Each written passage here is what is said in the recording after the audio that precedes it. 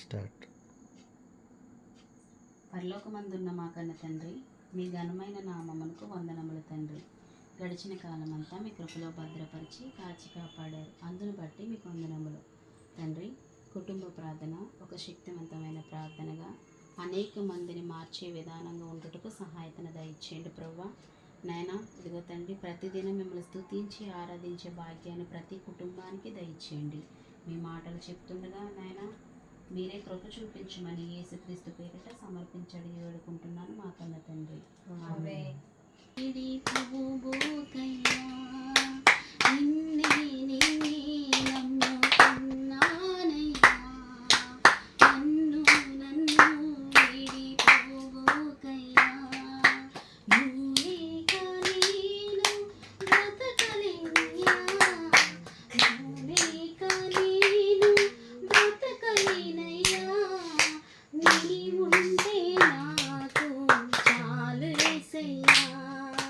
నీవుంటే నాకు చాలు యేసయ్యా, నిన్నే నమ్ముకున్నానయ్యా.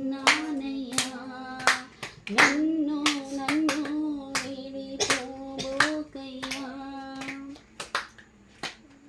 కన్ను చీకటిలే నన్ను కమ్మినా, కఠినాత్ములెందరో నన్ను కొట్టినా,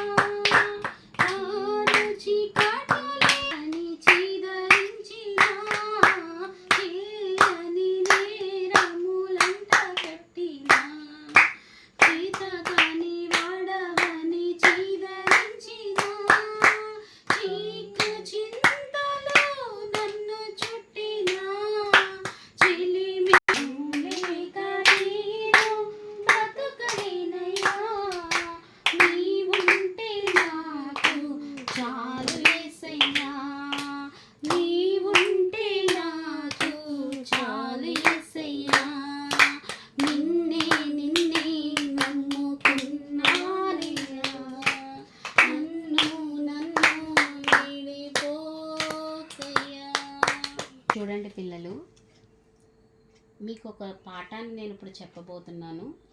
శ్రద్ధగా వినండి. అదేమిటంటే, ఈ రోజుల్లో క్రైస్తవ స్థితి ఎలా ఉంటుందో కొన్ని మాటల ద్వారా మీకు వివరించబోతున్నాను.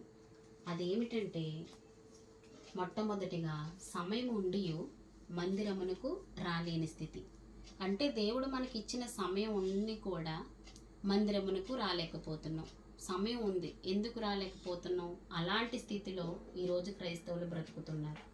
రెండవదిగా, కన్నులుండి బైబిల్ చదవలేని స్థితి. దేవుడు మనకి కన్నులు ఇచ్చింది బైబిల్ చదవడానికి, కానీ ఇదే కన్నులతో బైబిల్ చదవకుండా ఎన్నో కృత్యాలు చూస్తున్నాం, చూడకూడని దృశ్యాలు మనం చూస్తున్నాం. కన్నులుండి కూడా బైబిల్ చదవలేని స్థితిలో ఈరోజు క్రైస్తవులు బ్రతుకుతున్నారు. మూడవదిగా, చెవులుండి వాక్యము వినలేని స్థితి. దేవుడు మనకు చెవులు ఇచ్చింది వాక్యం వినడానికి, విన్న వాక్యాన్ని గ్రహించి దాని ప్రకారం బ్రతకడానికి. కానీ ఈ చెవులు ఇచ్చిన దానికి మనం వాక్యం వినలేని స్థితిలో బ్రతుకుతున్నాం, వినలేని స్థితిలో ఉంటున్నాం, వినకూడనివి వింటున్నాం. నాలుగవదిగా, మోకాళ్ళు బాగుండి మోకరించలేని స్థితి.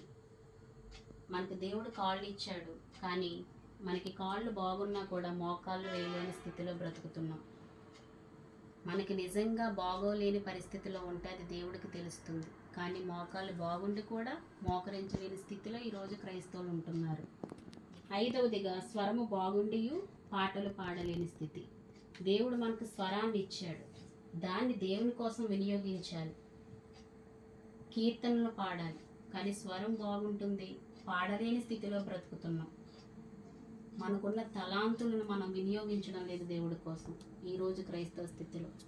అదేవిధంగా, దేవుని వలన మేలులు పొంది సాక్ష్యం ఇవ్వలేని స్థితి.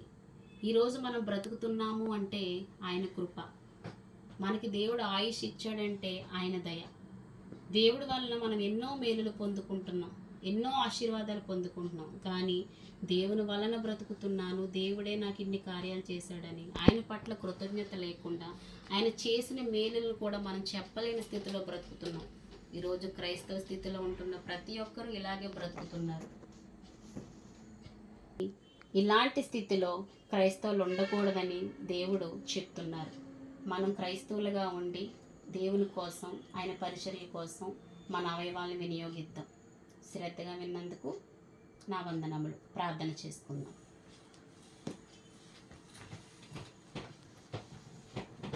ప్రేమ నమ్మకం కలిగిన మా కన్న తండ్రి, మీ పరిశుద్ధమైన నామమునకు వందనములు. దేవా, ఇప్పటి వరకు మీ పిల్లలకి తండ్రి విలువైన మాటలు బోధించే సహాయాన్ని అందించినందుకు మీకు వందనములు. అదేవిధంగా పిల్లలు ఈ మాటలు విని వారి హృదయంలో భద్రపరుచుకుని ఆ మాటల ప్రకారం వారు జీవించి అనేక మందికి మాదిరికరంగా బ్రతుకుటకు మీరు కృప చూపించండి. ఇంకా ఎన్నో ఆత్మలను వెలిగించే స్థితిలో మమ్మల్ని నిలబెట్టమని యేసుక్రీస్తు పేరిట సమర్పించి అడిగి వేడుకుంటున్నాను మా కన్న తండ్రి. ఆమేన్.